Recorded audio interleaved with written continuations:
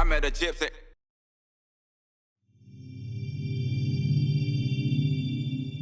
I took my knee braces off after we spoke. I haven't worn a set of knee braces since the last podcast that we did. A lot of people did as well.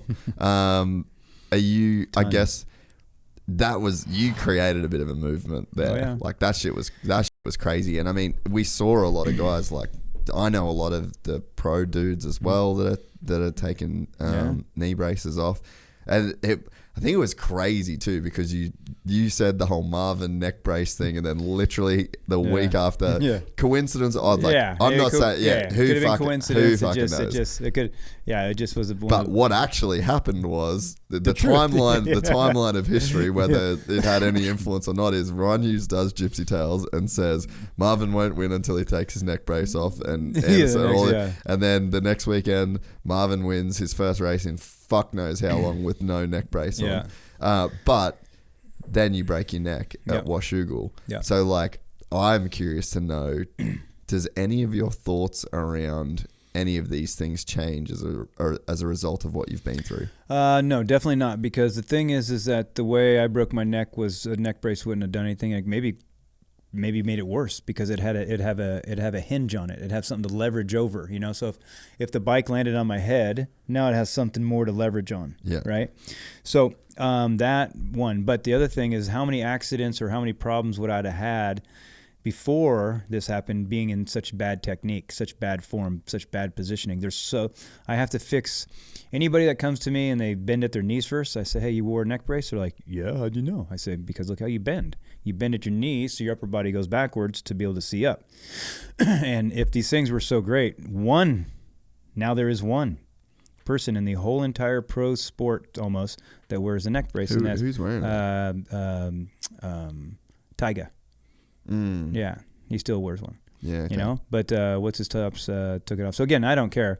It just, you know, everybody thought, oh, crazy, oh wow, but then they tried it, and then they started thinking about the logical sense I was making about positioning and what's happening, and you're thrown out of balance so much more being out of position on the motorcycle than position wise than the bike being out of whack.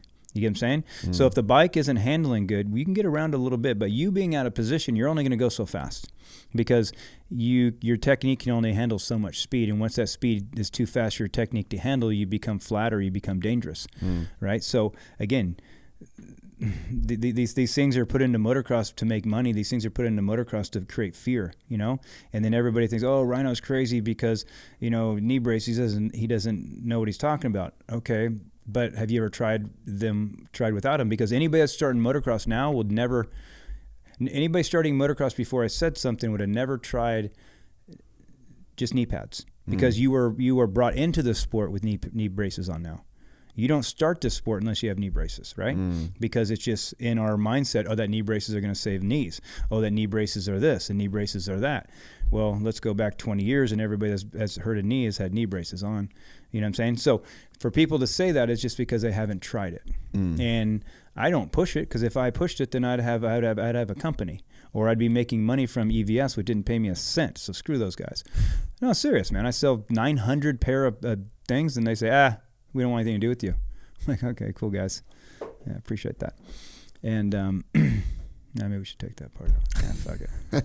It's all good. But anyways, that's just going off logical thinking, how the body's been designed. How was the body designed before anybody thought they could make it better?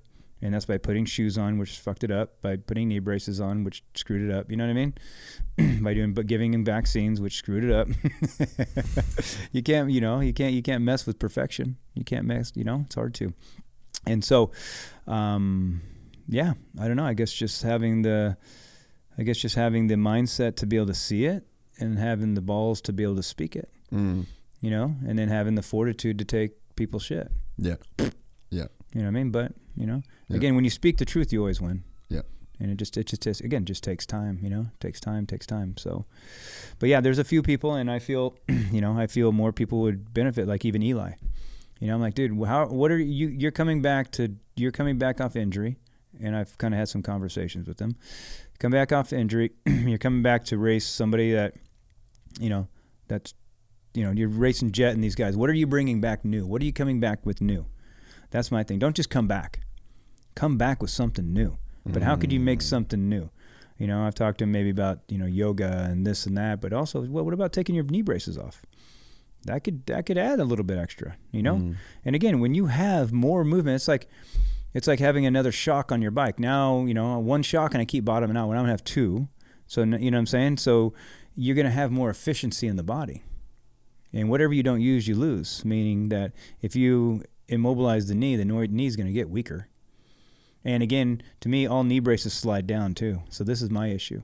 So if all knee braces slide down, and now let's say your knee joint's here and the knee brace is down now here, well, maybe this is what's causing problems. You know what I'm saying? It should be here, based based on your knee, correct? But if it slides down here, well, now there's different leverage points. And that could be the problem, is that it's the leverage point is causing those ACLs and all these different things, And so... Yeah, I mean, my personal experience has been, it's been good. Like I'm curious to, I actually would like to just put another pair of knee braces on because it's been 2 years of not, but I mean, how's this? So I crashed. Oh shit, son. So that was on the weekend. Oh wow. And it was like a tabletop, and then that, when you put the dozer blades in, you get like the pillows on the side. And so it was first lap of practice at the race, and a guy was on my inside and he was jumping the whole tabletop, and I was on a sight lap sort of thing, And so I moved over to the right to give this guy space to do his thing. But then it's kind of a blind jump, and I just jumped and my front wheel landed just right on that pillow. And I just got thrown over the bus. Yeah. And so that line is from, I think, the clutch perch, the bolt on the clutch perch. If I had a knee brace on, I would have got stuck to the, you know what I mean? Yeah, you could have got stuck, or it could have saved you, or it could have saved you because it had that carbon fiber thing there, But I mean, that's a minor injury. But I went flying. I went straight over the handlebars. I rolled out of it, and I was completely fine. But it's like, so there's always, in every scenario, there's always like it'd probably help for this, it wouldn't help for that. I broke both my legs, tib fib, under my knee braces. Yeah, both of them before. I know Cody Mackey broke two femurs in the same place at the top, and I broke my femur without one on, without a knee brace on, just because I hit perfectly, Yeah. So, and again. So I think that's worth saying. The sport needs to evolve a little bit. We don't need so much protection, because you crash, you're crashing. You're going to get hurt.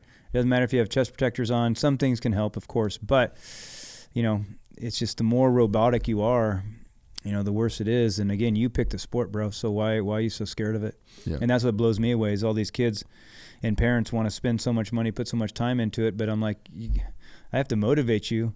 I have to try to convince you or whatever to love what you say you love to do. And how can you be afraid of something you love so much? What the fuck's wrong with you? Like, how can you be afraid of this? But so many people are afraid, and it's a weird thing. It's like, how can you pick this sport but be afraid of it? Yeah. Duh. Yeah. You know what I mean? We're excited to announce the launch of our new membership site, gypsytales.com.